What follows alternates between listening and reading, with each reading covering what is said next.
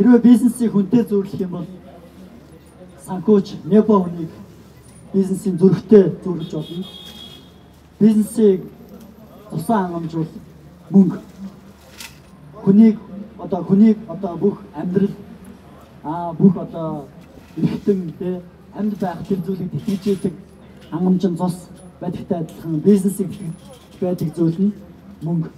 Тэгэхээр тэр мөнгийг цааш нь яаж зохицуулах вэ? Яаж одоо бүх одоо хөдөлгөөнтэй тэр захын эсүүдэд хүрэх чадах вэ гэдгийг зүрх түүний төлөө зүрх ажиллаж байдаг. Яг тэр шиг Небо хүн бол энэ тэр мөнгийг яаж ашигтай болгох вэ? Тэр байгууллагыг яаж амжилтанд хүргэх вэ гэдэг энэ бүхний төлөө санаа зовж ажиллаж байдаг.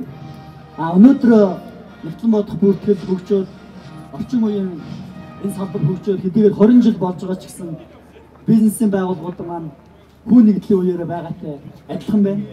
Яагаад тэгэхээр нэгтлэн бодох бүртгэгчдийнх нь ашиглаж байгаа багц хэрэгсэл одоо 70-80-аад оны яг л тэр одоо бичиг цаастай зурагтай тий тооны машинаар боддог Excel дээр ажилладаг яг л энэ хэвээр байна. Тэгэхээр өнөөдөр 2013 он тий дэлхийд дээр мэдээлэл технологи эрчимтэй хөгжиж байхад бизнесийн байгууллагууд маань багц зэвсэг нь хурцээр шороо ачдагтай яг адилхан байна. Тийм учраас зүрхний ачааллтай маш их тухайн одоо ачаалл ихсгээр зүрх яах вэ тийм үү? Зүрх өвдөн тийм үү?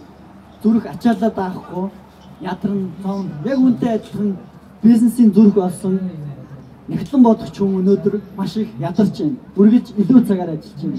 Үргэлж 8 цагаас илүү 10 цагаас илүү ажиллаж байна.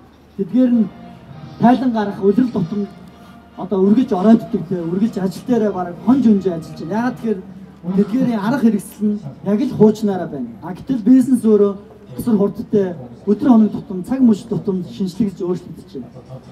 Тэгвэл эндээс нэг асуулт гарч ирнэ. Яагаад санхүүчтэй те нэгтлэн бодох хүнээ орчин үеийн тэр дагаж технологиор одоо зэвсгэлэхгүй байгаа юм байна те. Яагаад сайжруулахгүй байгаа юм бэ? Зүрхний чинь ачаал ихсчээд байхад яагаад тэр зүрхний ачааллыг бууруулах ямар нэгэн эм тариаг ч юм уу зүйлийг хийхгүй байгаа юм тийм үү? Хүн зүрх нь өвдөд байвал ямар нэгэн арга хэмжээ авдагтай адилхан байгууллагын чинь зүрх нь өвдөд байх. Яагаад ямар нэгэн арга хэмжээ авахгүй байгаа юм бэ гэдэг асуулт гарч ирнэ.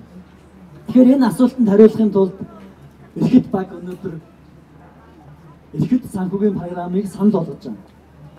Энэ программд санхүүч хүний ажлыг өдөр тутмын ажлын ачааллыг 60% бодитойгоор бууруулж чадна.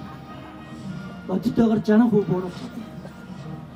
Тайлан гарах болгонд одоо зурддаг те нэг жижиг тайлан гарах болгонд дата шивдэг, оруулдаг. Тэгээ магадгүй тэр дата нэг жижиг алдаа гарахад устддаг те түүнийг ахаа шинээр хийх болдог. Гэх мэтлэн олон дахин давтагддаг.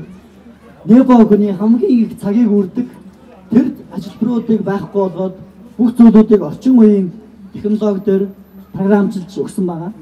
Мөн одоо ихэд програм cloud system суурилсан гэдэг утгаараа өөрийн одоо дуртай бүх төхөөрөмжүүдээс хандаж ажиллах боломжтой. Зөвхөн одоо десктоп компьютер биш те iPad, iPhone гар утснаас өгдөл оруулаад явах боломжтой. Дараатай тайлангаа тавихтай зөвхөн цаасаар хэвлэж өгдөг байсан тэр үе аль 70-80-аад оны тэр үе одоо хуучилсан байна те. Захирал нь магадгүй утсан дээрээс тухайн өдрийнхөө тайлан тооцоог тэнцвэрлэгийг харах бүрэн боломжтой. Тийм учраас бид нар компаниудад удирдлагуудад бизнесмэнүүдэд юу гэж уриалж байгаа гэхээр бизнесийн дагаж хэрэгслийг те шинжилээч. Өнөөдөр 2013 он болж байхад 70-80-аад оны энэ аргачлалаараа ажиллаад байвал ачааллаа мүдхэн хийхгүй болоо зүрхчин зогсноо тий. Тэгэхээр өнөөдөр ингээд бизнес дээр шинэ технологиг, шинэ боломжуудыг ашиглаж Эрхэт гэдэг бидний санал болгож байгаа энэ Эрхэт төслийн багийн Монгол залуучуудын